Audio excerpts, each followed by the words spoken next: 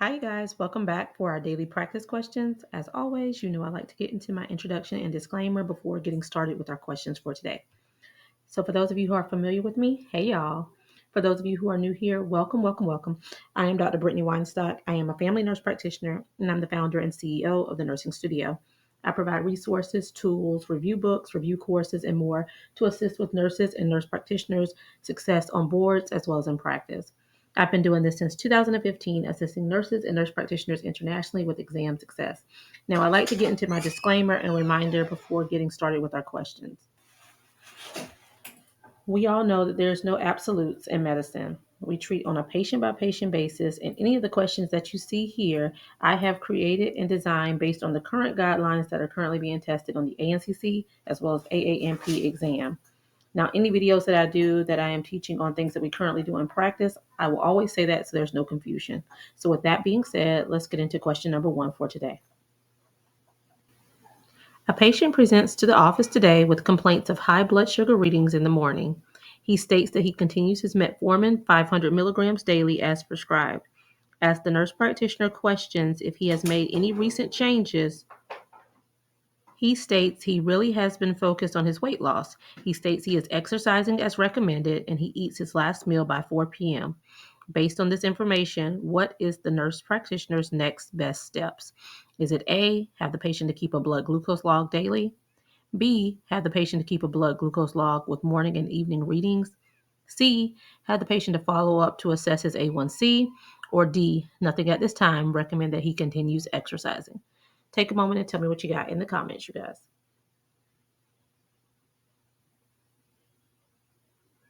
All right, so I always recommend reading the stem of the question first to ensure you're answering what is even being asked of you. Here, the stem of the question states, based on this information, what is the nurse practitioner's next best steps? So what do we have going on here? We have a patient that's come in complaining of hyperglycemia in the morning. He states that he is still taking his metformin in the morning as daily as prescribed. Um, Only recent changes that he mentions is that he's focusing on his weight loss, he's exercising, eating differently, and his last meal is at 4 p.m.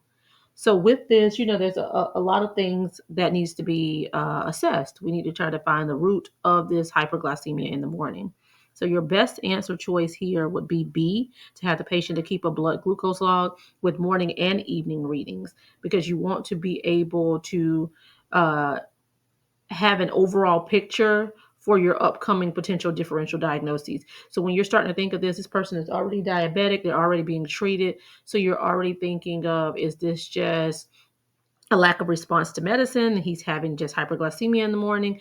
Is this early morning readings and this is dawn phenomenon? Is this, Samoji effect? All of the things. So you want to get that morning and evening readings so that you'll be able to make a clear diagnosis.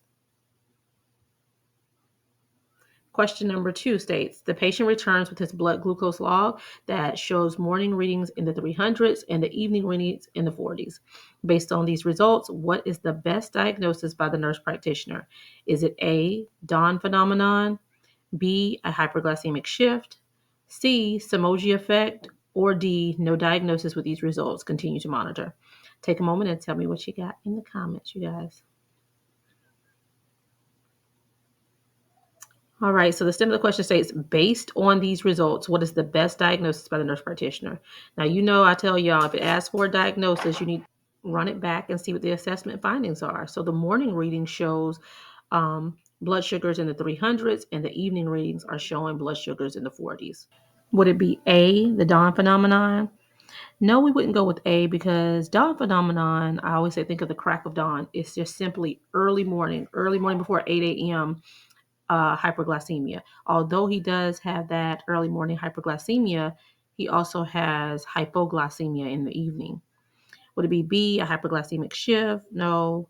C, Samoji effect? Yes. C, the Samoji effect is your best answer, because remember, with Samoji, that low glucose at night, that hypoglycemia in the evening, when the body is compensating, that rebound effect is what leads to that early morning hyperglycemia. Okay.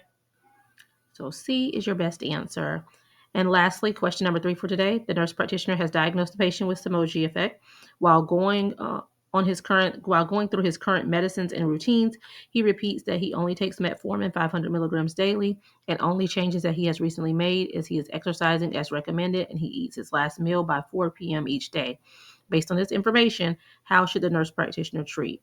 Is it A, increase metformin to twice a day? B, increase metformin to a morning dose of 1,000 milligrams to cover his early morning hyperglycemia? C, recommend a diabetic snack each night at bedtime? Or D, start Lantus daily? Take a moment and tell me what you got in the comments, you guys.